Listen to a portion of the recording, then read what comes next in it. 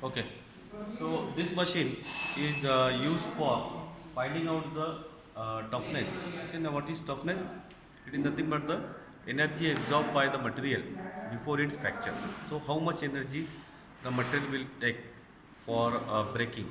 Okay, so that is the toughness. Now this machine is used for finding out the toughness of the material. Okay, now we can see the specimen here. So for this machine we have to specially design the specimen. Okay, so there we can see here two types of readings are there. Okay, so here it is a Charpy test and it is a ISO test. So it is called as an impact testing machine by two methods, that is a Charpy and ISO. Okay, now the readings are generally in the joules, because what is the toughness? Toughness is nothing but the energy absorbed by the material before its fracture. So the readings will be, the unit of this toughness will be always same as that of the unit of energy. Okay. Now we will see how the machine works. Okay. Now you can see here this this pointer is there. Okay. And it is calibrated with the this pendulum. Okay. Or it is also called as a hammer. Now here what we have to do, we have to apply the hammer here. Okay. So it is a hammer. So we have to keep the hammer, we have to adjust the hammer, then we have to, if you can see that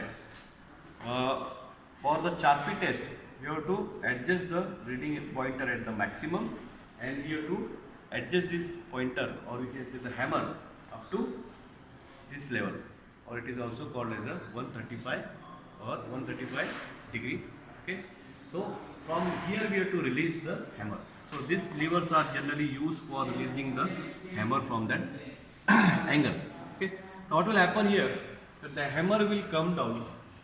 When we release it, it will release that hammer. It will be working as a pendulum. It will make a full swing. Okay, it will make a full swing. Then this lever is there, it is calibrated with the pendulum. It will take that pointer up to 0 level.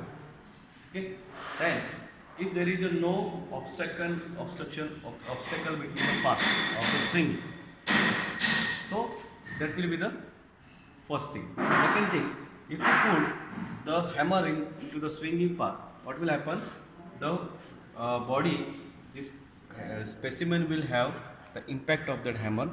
Then that hammer, the specimen will be the obstacle, and it will not go up to the 0 level. It will give some reading, and that will be nothing but the hard.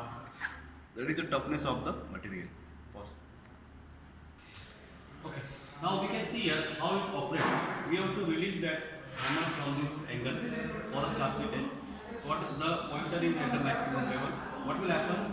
It will be released, and the hammer will go like a pendulum. It will make a full swing, and the reading will be up to 0. Okay.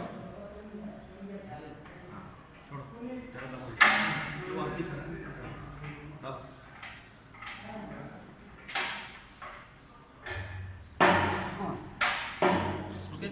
Now we can see here the pointer will go up to the maximum, 0 level, if there is no obstacle between the swinging path. Now if you keep the specimen in the swinging path, it will not go up to the 0 level. It will give some reading. Okay, and that reading will be nothing but the toughness of that material, or we can say the energy absorbed by the material before its fracture. That is the toughness.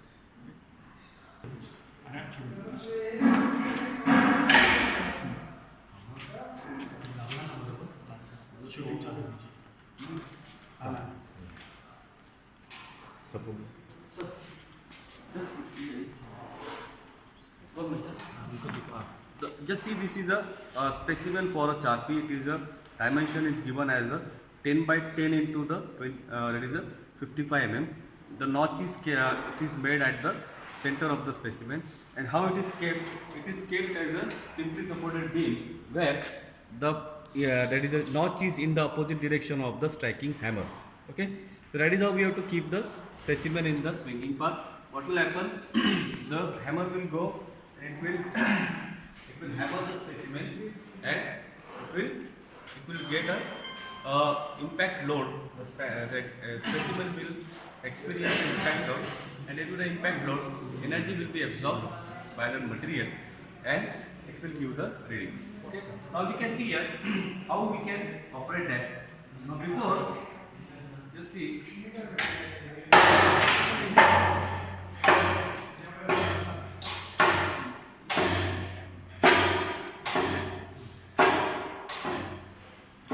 you can see here, this is the pointer, okay, and this will be the toughness of that material. Okay, so it will be 100 to sorry 100, 102, then it will be 104 joules of the toughness of that specimen, and the specimen has been broken into two parts. So that is the, so this much of energy of that 104 joules of energy is absorbed by that material before its fracture, and that will be nothing but the toughness. Okay. Now this for this process we can repeat it for various material. Now we can see this material is made up of mild steel. We can use it for various types of material. It may be for aluminium, copper, stainless steel, low, medium steel, low steel, high stainless steel. Okay, so we can make that, we can find out the toughness. Only the thing is that we have to make the specimen in this dimension, that is 10 by 10 into 55 mm. The same machine can be used for the isotope test also. Okay, but the difference here, we have to release that hammer from this 90 degree. Okay, again we have to change the hammer also. The hammer will be of the isotope. Okay. So that will be the hammer. Here we have to also change the hammer. So both of them are having a different angles, okay, and the different weight. Okay. So that is all about the impact testing. Okay, and impact testing is generally used for finding out the toughness. There are two methods, Sharpie and isotope. Okay, what is the difference? Only the releasing of that hammer from the various angle. That is only the difference between the two testing. And we are finding out the toughness from the test.